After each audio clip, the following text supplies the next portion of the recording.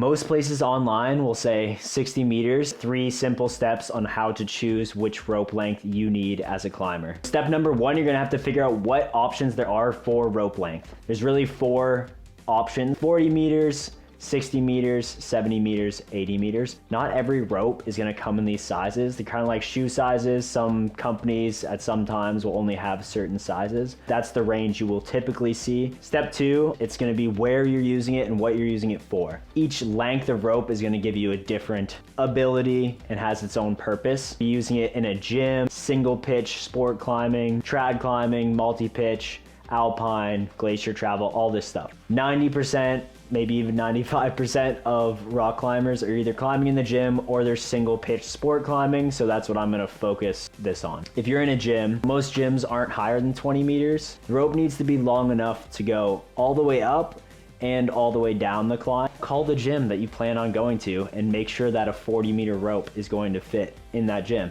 Boom, easy as that. That being said, if you do plan on taking this rope outside, 40 meters won't give you the length that you need for almost anywhere.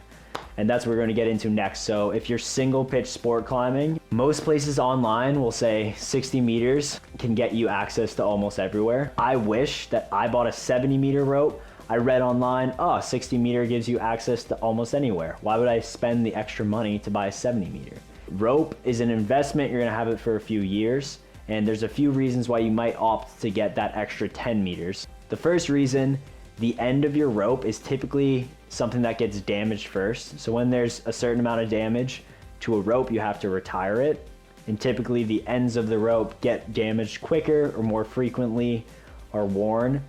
And if you have a 70 meter, that means you have an extra 10 meters and you can actually chop off up to 10 meters off of that rope and you still have a 60 meter rope, which is awesome. It just can extend the life of your rope if it's due to kind of acute damage to one of the ends. It also will give you access to some of these 70-meter routes that you can't access with a 60-meter, or you have to do a super awkward double lower, which can just be not so fun, or you have to rappel. Personally, I wish I bought a 70-meter. I only bought a 60 at first, and then I damaged one of the ends and I had to not throw out, I use it for other things, like showing you guys how to do knots. But I have to retire a rope even though it's just the end that's damaged. And also, if you do get into multi-pitching, like I said, we're just talking about single pitch sport climbing, but those longer routes we have to connect, and basically it makes it more efficient.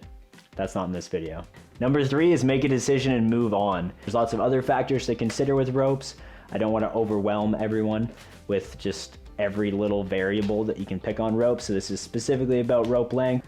Subscribe if you got some value out of this video. If not, then you can let me know how I can make it better.